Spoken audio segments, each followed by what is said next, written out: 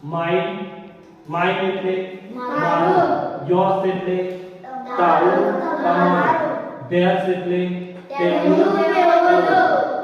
જોજો પુરુષવાચક સર્વનામના છઠ્ઠી વિભક્તિના બંને રૂપો બરાબર ધ્યાનમાં રાખો.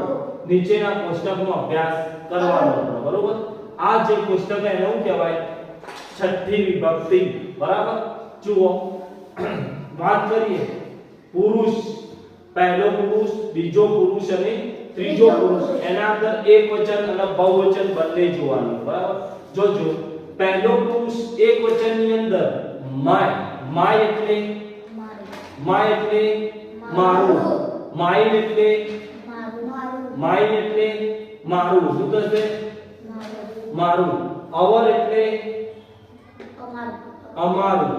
બીજો બહુવચનની અંદર અવર્સ એટલે અમારું. ચલો યોર એટલે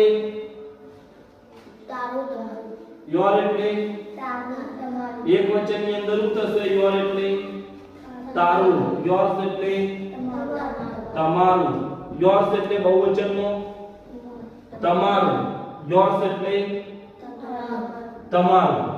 ચલો હવે ત્રીજો પુરુષ એકવચનની અંદર હિજ, હિજ એટલે છોકરાઓ માટે અને હર એટલે છોકરીઓ માટે.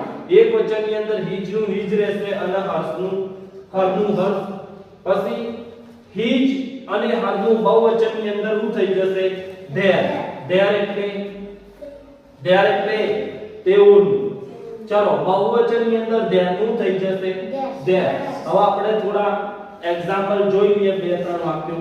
આ મારું ઘર છે, તો કઈ રીતે બનશે? બોલો. This is my house. This is my house. હવે જુઓ આ વાક્યની અંદર કેટલો ફેર? ઘર હતું એ પાછળ અને મારું હતું એ આગળ. આ વાક્ય કઈ રીતે બનશે? This house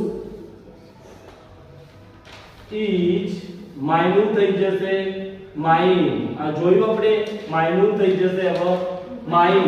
ચલો આ અમારું ઘર છે, તો આવું થઈ જશે ભાઈ.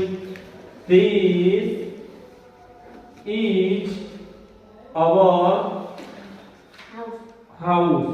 ચલો આ વાક્યની અંદર શું થઈ જશે? તમે કોઠામાં જોઈ શકો છઠ્ઠી વિભક્તિ અંદર. તો this આગળ આવી જશે house, પછી is our શું થઈ જશે? જોઈ શકો શું થઈ જશે? our.